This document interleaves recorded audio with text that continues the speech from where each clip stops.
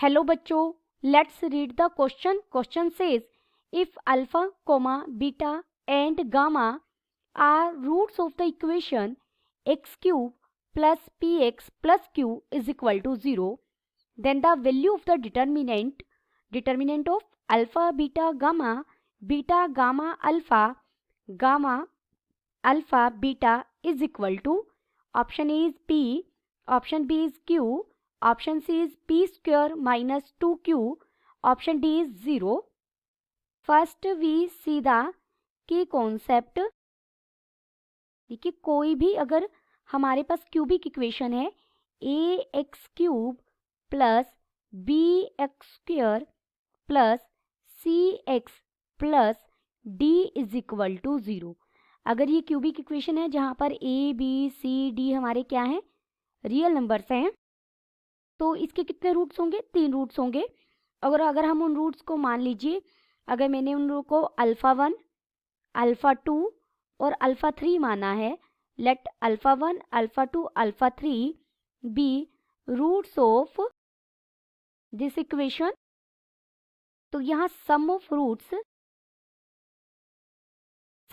यानी alpha 1 plus alpha 2 plus alpha 3 किसके equal होगा?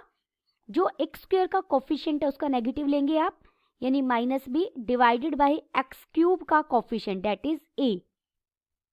और अगर प्रोडक्ट ऑफ रूट्स की बात करें, प्रोडक्ट ऑफ रूट्स क्या होगा यहाँ पर? Alpha 1 into alpha 2 into alpha 3 जो कांस्टेंट टर्म है उसका negative divided by x cube का कोफिशिएंट. अब हमें क्या गिवन है? गिवन इक्वेशन दी गई है x cube plus p x plus q is equal to 0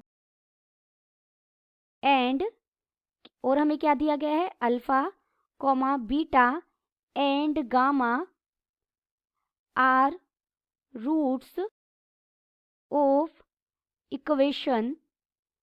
इसे मैं इक्वेशन 1 नाम दे रही हूं, तो इक्वेशन 1 के रूट हैं.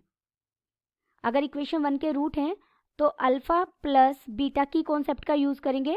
Alpha plus beta plus gamma किसके इक्वल होगा? एक्स स्क्वायर का कोफिशिएंट. यहाँ एक्स स्क्वायर का कोफिशिएंट मिसिंग है, यानी 0 बाय एक्स क्यूब का कोफिशिएंट दैट इज 1, यानी किसके इक्वल आ जाएगा? 0 के इक्वल आ जाएगा. ये हमारा यहाँ मेन पॉइंट है. इसको आप स्टार नाम देकर भी छोड़ सकते हैं. नाउ अब हमें जो डिटर्मिनेंट फाइंड आउट करना है, हम उसकी वैल्यू फाइंड आउट करेंगे. डिटर्मिनेंट हमें क्या दिया गया है? अल्फा बीटा गामा और फिर बीटा गामा अल्फा, यहाँ गामा अल्फा बीटा. इसी को सॉल्व करना है.